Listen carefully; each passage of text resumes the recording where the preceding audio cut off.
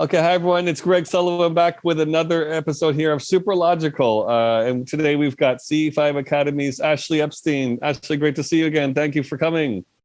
Great to be here, Greg. Thank you so much, and hi to everyone tuning in.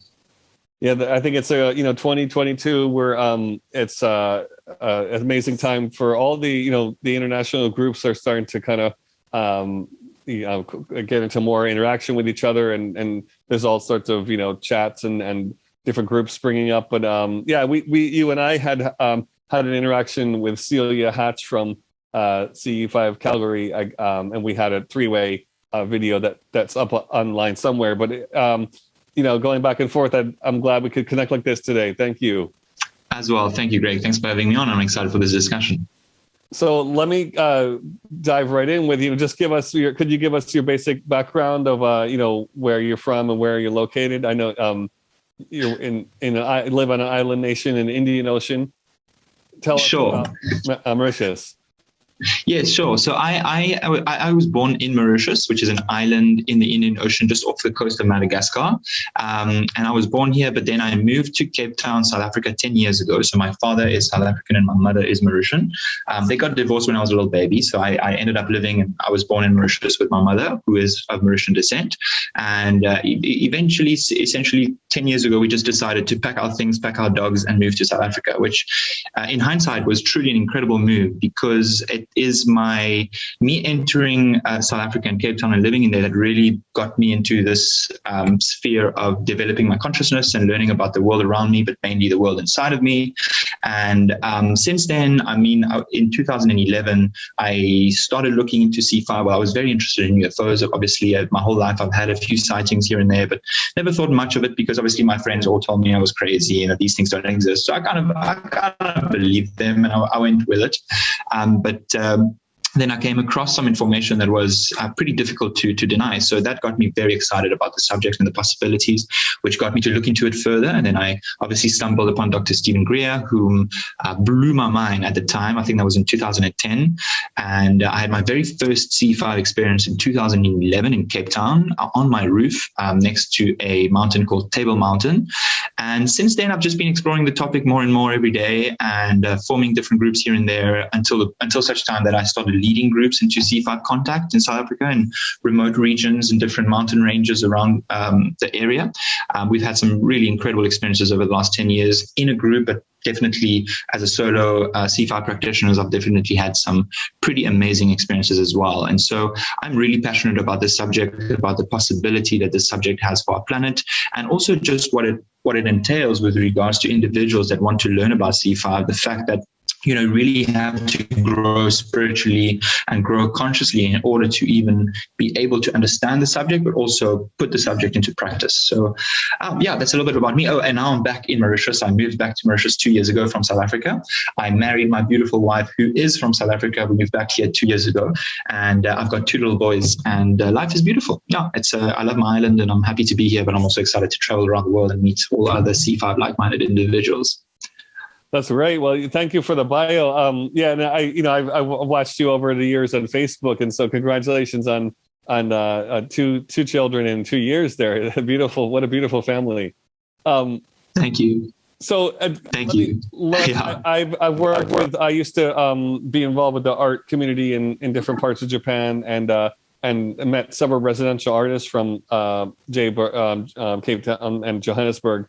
But at the time, I was not really involved with this field too deeply yet. Tell me about the cultural, aspects of, I know I've heard about Table Mountain and the work of Michael Tellinger, and of course Adam's calendar. The huge megalith structure there. What's the UFO history like there in South Africa or Mauritius? Is it? Well, there's it depends where you look, but there isn't that. I wouldn't say it's like the States where they are prominent ufologists or researchers. However, we had one researcher in the 60s and the 70s who was called Elizabeth Clara. She was actually more someone that reported having direct contact with extraterrestrial entities. And she went on to create and publish various UFO magazines and books as well. I think it was, I could be confused. Please fact check me on that. But the UFO scene there there is, it's not as widespread as other countries, possibly, especially in the West and the East. But like you said, we have individuals like Michael Tillinger and other people that have really assisted us in the culture there to become aware of things that are not generally discussed or taught about. But the energy there, that's something I must say, the energy in the different areas and location is truly breathtaking and amazing. There are many different mountain ranges that you can really feel the high energy that's there. And so I think having a high energy location is always a great idea when one aims to initiate contact with higher dimensional or higher vibrational beings. Yeah, for sure. I mean, the southern hemisphere is just, so it's a lot more untouched. The nature is untouched compared to cities in the northern hemisphere or different regions in Europe and the U.S. Sure. How do you find that? You grew up in both places. How does the island of I find that in Japan, like the islands of Okinawa or Hawaii in the U.S. Are really amazing to make contact, being surrounded by water. How do you find the difference between the CE-5 you've done in South Africa versus Mauritius? Is there a that's a really good question. Like the light pollution and the sky, the clarity of the sky, and everything must be quite different. It is quite different. I would say Mauritius, the light pollution is. It depends on the places you go to. I mean, in South Africa, if you're in your backyard, which is generally where I used to do my CE-5, the light pollution is not that bad, but there is quite a bit of it. But then when we take groups out 2 or 3 hours away from the city, it's magical. The stars are literally everywhere. And the same could be said for Mauritius, where it would probably be in between because we live on the outer skirts of Mauritius, so on the coast. There is not that much light pollution, so the stars are very beautiful, but it is very microclimatic, meaning that there are a lot of different microclimates around the island. So there will be a lot of clouds generally or cloud cover that will come and then go. So it's compared to South Africa, it's very rare to have a night where it's just fully blanketed with stars and it stays this way. Generally, we'll have patches of stars, patches of clouds, a bit of rain. So we play a lot with the weather as well in that way when we do CE-5s here. But in terms of energy-wise, personally, I find that being in the mountains in South Africa, the energy there was, for me personally, was potentially a bit more palpable as opposed to here on the beaches or things like that, because we are a pretty small island. It's not very densely populated, but you can feel the energy of everybody around you. So I would say that being out in the remote areas in South Africa really has, you can just feel the energy a bit more. But Mauritius is also amazing, obviously, to make contact. Yeah, yes, I've done, I can imagine, and with the island community, word spreads quite quickly. So have you been labeled the UFO guy on the island, or are people aware of you? Possibly without my knowledge. But I have definitely had many individuals reach out to me when they just want to discuss this in private. So they'll reach out to me. It's not something they will post on their Facebook, but they will reach out to me to ask me a few questions. And I've definitely connected with a few individuals who have had some pretty amazing experiences. I mean, we have a family that lives in the south of the island, and when they were all children, they all had a very close sighting where the ship was literally hovering in their gardens. It was just after a cyclone. It was actually 1994. So we are quite prone to cyclones in Mauritius, so typhoons.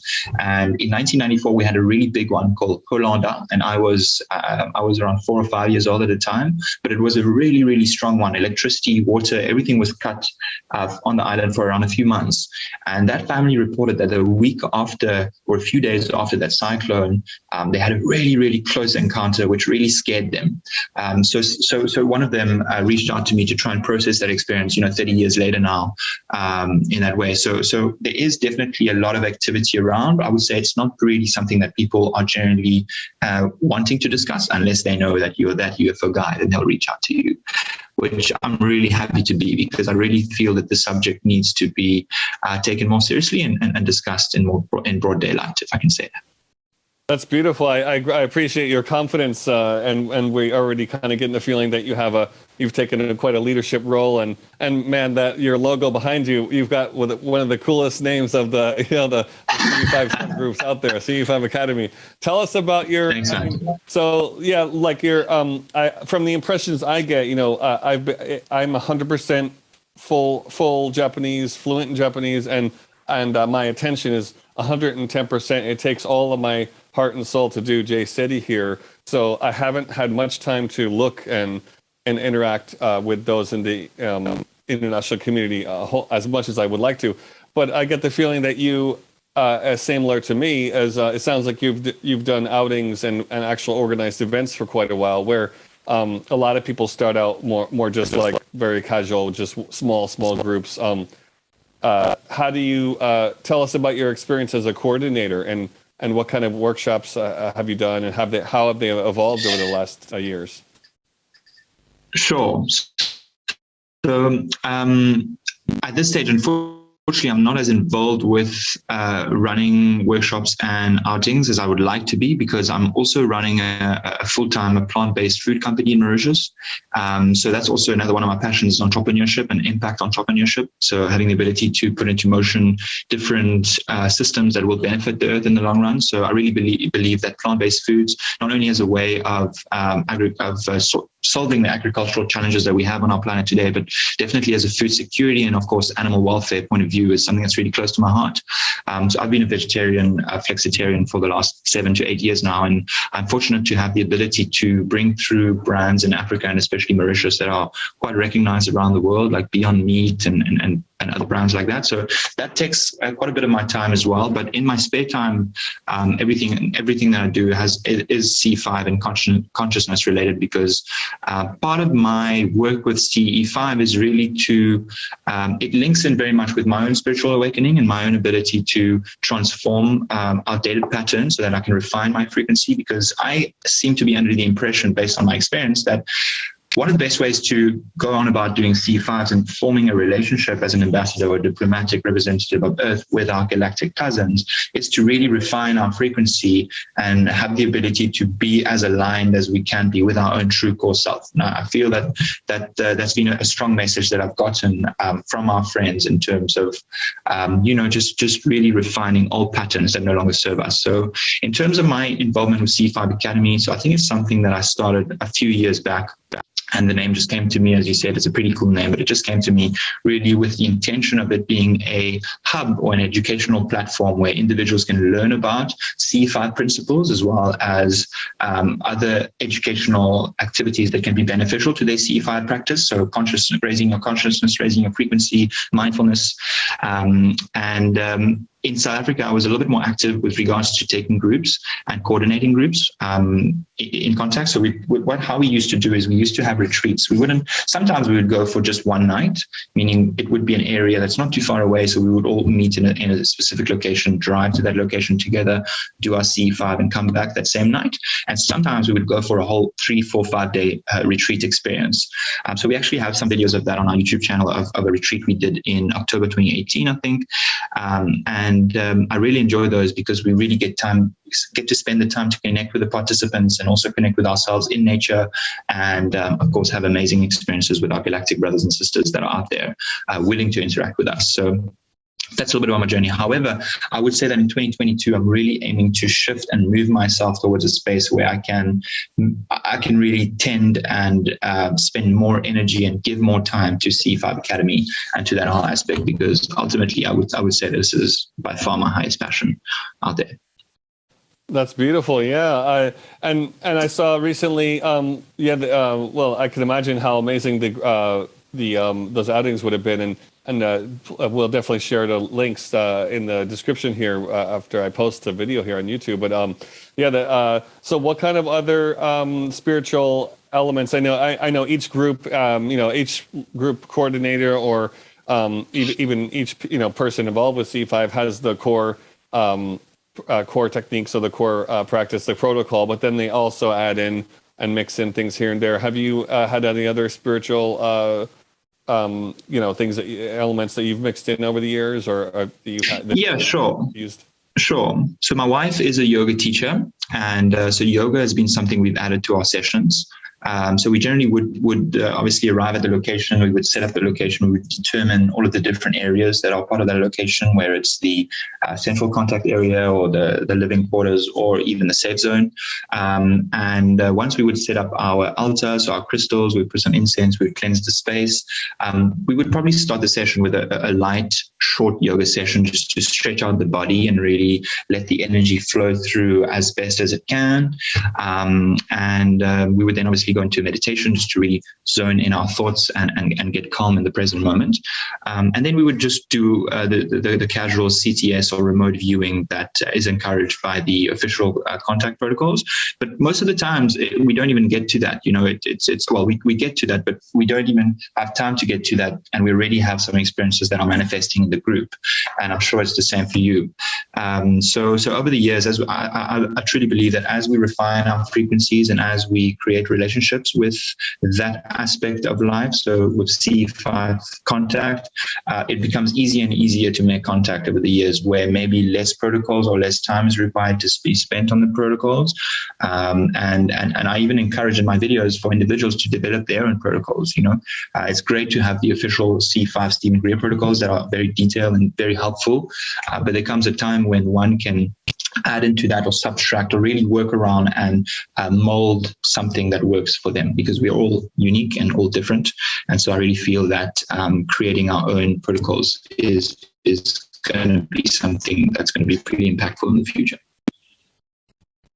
Yeah, it really is an open. Thank you. It's such an open source thing, and the guys are always giving their suggestions and whatnot. And I did an interview the other day with Joe Up the Vibe podcast, and he was asking about the solfeggio frequencies, and I had been incorporating those from the beginning of our project too. So using sound in the field and everything, and it's there's so many places you could go with it. One question, Ashley, have you in Japan we have a lot of what they call ground lights activity, and in terms of the phenomenon you've encountered, could you describe maybe a little bit about the craft or some of your locations? Like, can you give us some detail about like the locations you've used and what kind of phenomenon has appeared there? Are you familiar with the term ground lights? I am. I wouldn't say that was an experience that would often manifest, but it has. For example, my very first experience doing CE-5 was one evening. I actually was due to go for a haircut to the mall nearby. I was in a very residential area, and I just stumbled across this pop-up shop that was selling lasers, and I recognized the Stephen Greer laser, which inspired me that afternoon to, hey, I've got a laser. I can go practice that. And that was in 2010 or 2011. So I bought the laser. I went for my haircut. I came back home. I packed my bag. I was already practicing quite a lot of meditation back then. And I packed my bag with my crystals, with my incense, just my tools that I use to really get myself in that clear space. I set up on my roof and started a meditation. And after 30 or 40 minutes of my meditation, I laid back, looked up, and immediately I saw a light that caught my eye in the sky. It was completely stationary. I looked at it as though it was a bright star, but then it started moving very, very gently over my position, which made me realize that was potentially my first UFO encounter. I got very excited, and then it gently disappeared. But 2 minutes later, the fun part of this evening was that 2 minutes later, I was sitting on my roof, and right in front of me, there is Table Mountain, which is a beautiful mountain in Cape Town. But I was on the back of Table Mountain, where it was completely flat. There was no hiking trails. There's no road. There's literally nothing. It's impossible, except for a helicopter to be there. I mean, against the face of the mountain, that's possible. But that evening, I saw like one little light, just very dim on the face of the mountain. And I mean, it would have been so easy to not spot that, but I really focused and I saw a very dim light. So I was like, oh, that's interesting. I took my laser and I flashed it once. And as soon as I flashed it, it immediately flashed back very bright. And I got this real feeling in my heart, like, whoa, did this just happen? And I got so excited. I was early days into it. My ego got excited. I was like, okay, cool, let's do this. I flashed again, and two lights appeared and started flashing at me. And then they started moving independently on the mountain like this, which after 5 or 10 minutes of doing that, I got very scared, because the thought came in my mind, what if they just land on my roof? I'm not ready. So with that thought, I got very scared. I laid back down. I looked away from the lights. I told myself, that's enough for tonight. Thank you. And literally 5 seconds later, I looked back and the lights were gone. So as though they'd respected my wishes, understood. And now in hindsight, I know that they had read my energy and understood that I started getting afraid. So they would also move back. So that was, I think, one of the experiences I've had with ground lights. I don't know if that would be considered ground lights. That's classic. Yeah, that's totally classic. I know we've had that same experience just dozens and dozens of times. Yeah. Amazing. It starts, they start like a small, and it's amazing how they kind of blend into the landscapes. And I have a big spiel I do in Japanese because we've had so many things happen like that where, they'll pose as things, or then you'll know there's two lights that are man-made, and then suddenly, a half hour into the contact work, a third light will appear that wasn't there before, and then it starts moving, and then the signaling with the laser and all that stuff. And I love what you said, how it started really small, and then as soon as you hit it with a laser, it kind of exploded. So that really makes it. It was strange to begin with, but then when it gets 3, 4, 5, 10 times the size that it was, it becomes obvious. Yeah. So that's something I've also found, that it always starts very subtly. And by that, I mean that if it was anyone else, they could have noticed it and not given much attention to it and moved on.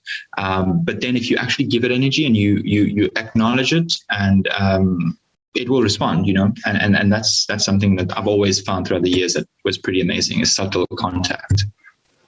That's beautiful. For some reason, as you were describing that visual in the sky, I kind of had the energy. I could feel the energy connecting. I had a question pop into my head. When you had your beautiful children, the star seeds, the new generation of kids coming in, they call them star seeds and everything. Did you have any premonitions or sightings or any kind of like dream contact or sightings that occurred with the arrival of your boys?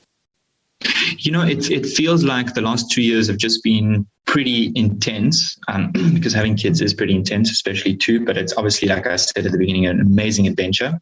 So I will say, yes, I definitely did, but I somehow wouldn't be able to recall specifics. But I know it was a mix of dreams and definitely sightings and acknowledgements, because I've had so many of those throughout the years that it's very difficult to remember exactly the date, location, and exactly what happened. But I know that sometimes I'm outside on my balcony and I see something, and I ask a question and it responds, or it acknowledges and gives me confirmation of something. But funny enough, my first son, his name is Sage. That was the very first name that came through to us, me and my wife. And for the following months, we tried to brainstorm through thousands of different names, but it stayed Sage. And the second boy through, so we stuck with it, and he came out with bright blue eyes like the sky. So yeah, this is it's definitely very special boys there. Yeah, happy to have them in my life. Excellent. Yeah, I just, for some reason, I wanted to ask you that. Yeah. Just 1 second, Ashley. So on that same, we're talking about family here, and this amazing.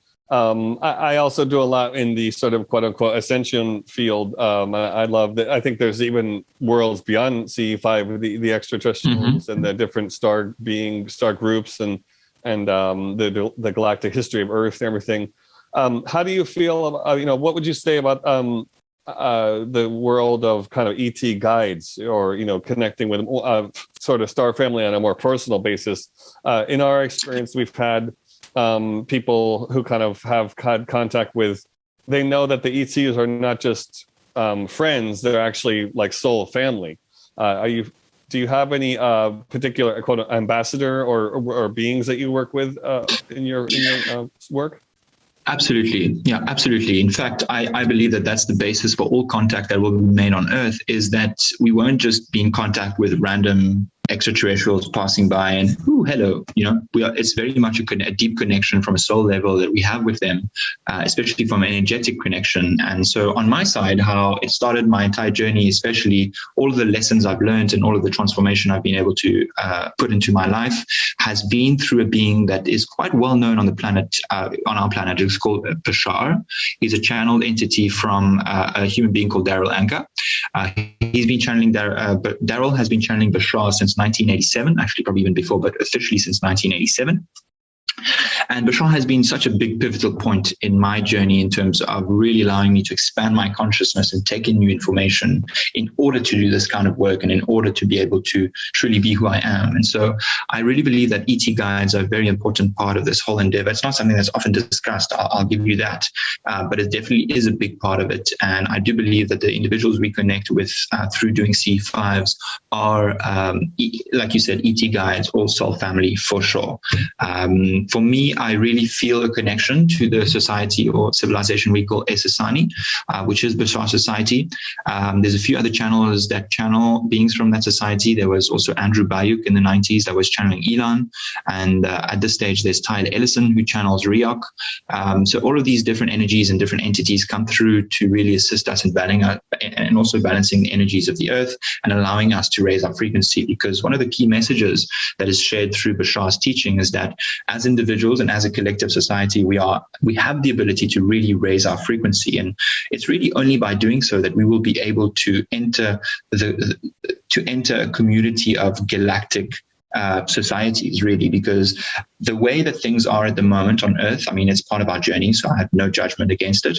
But the way that things are on Earth at this stage, we're basically fighting each other, right? So it's just not a society that is mature enough in order to enter a galactic community of beings and a galactic community that lives on a high spiritual, social, and frequency basis. So I really believe that all the work we have to do on this planet starts with us individually inside by healing all of our wounds and healing all of our traumas and moving forward in a way that is more in alignment with our core self and with unconditional love. And I really believe that we are all moving towards that. And so as we do that, then we'll be able to start having more closer contact in different areas until such time that the whole planet is literally having contact and maybe even becomes part of a galactic federation of planets or various things like that. So I believe that ET guides are very much an important part of this whole endeavor.